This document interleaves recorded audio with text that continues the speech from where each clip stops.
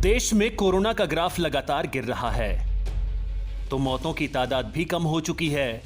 देश में पिछले 24 घंटों में कोरोना के 39,000 नए मामले सामने आए हैं तो इस दौरान 542 लोगों ने जान गंवाई। वहीं 40,000 मरीज रिकवर हुए हैं। देश में रिकवरी रेट बढ़कर 97.28% हो गया है। तो वहीं देश में पिछले 24 घंटे में कोरोना वायरस की 38,78,000 वैक्सीन लगाई गई, जिसके बाद कुल वैक्सीनेशन का आंकड़ा 39,53,00,000 हो गया है। कोरोना की तीसरी लहर को लेकर बढ़ रही चिंता। देश में अभी कोरोना की दूसरी लहर ही चल रही है, लेकिन इसी बीच तीसरी लहर को लेकर लोगों में डर बनने लगा है। हालांकि इस पर काबू पाने के लिए राज्य सरकारें लगातार तैयारियों में जुटी हुई हैं। कई रिपोर्ट्स में दावा भी किया जा चुका है कि कोरोना की तीसरी लहर बच्चों को ज्यादा चपेट में ले सकती है। ऐसे में अस्पतालों को बच्चों के इलाज को लेकर सभी तरह से तैयारियां की जा रही हैं। इसको लेकर पीएम मोदी ने तमिलनाडु, आंध्र प्रदेश, कर्नाटक, ओडिशा, महाराष्ट्र और केरल के मुख्यमंत्रियों के साथ बैठक की है। अगस्त में आ सकती है कोरोना की तीसरी लहर। भारत में कोरोना की तीसरी लहर को लेकर तरह तरह के दावे किए जा रहे हैं। कई वैज्ञानिकों का मानना है कि यह शुरू हो चुकी है और दूसरी लहर से ज्यादा खतरनाक होगी।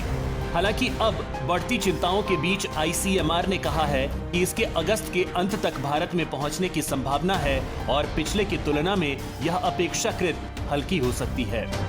आईसीएमआर में महामारी विज्ञान और संक्रामक रोगों के प्रमुख डॉक्टर समीरन पांडा ने कहा कि एक राष्ट्रव्यापी तीसरी लहर होगी, लेकिन इसका मतलब यह नहीं कि यह दूसरी लहर जितनी ऊंची या तीव्र होगी।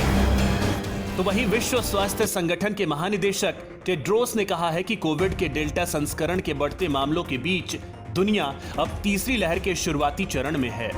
टेड्रोस ने कहा कि डेल्टा वेरिएंट के प्रसार और फिजिकल एक्टिविटी में बढ़ोतरी के चलते कोरोना के मामलों की तादाद में बढ़ोतरी हो रही है। 10 सप्ताह की गिरावट के बाद मौतें फिर से बढ़ रही हैं। वायरस का विकास भी लगातार जारी है, जिसके चलते ये ज्यादा संक्रामक हो गया है। तीसरी लहर पर देवी शेट्टी का बड़ा दावा।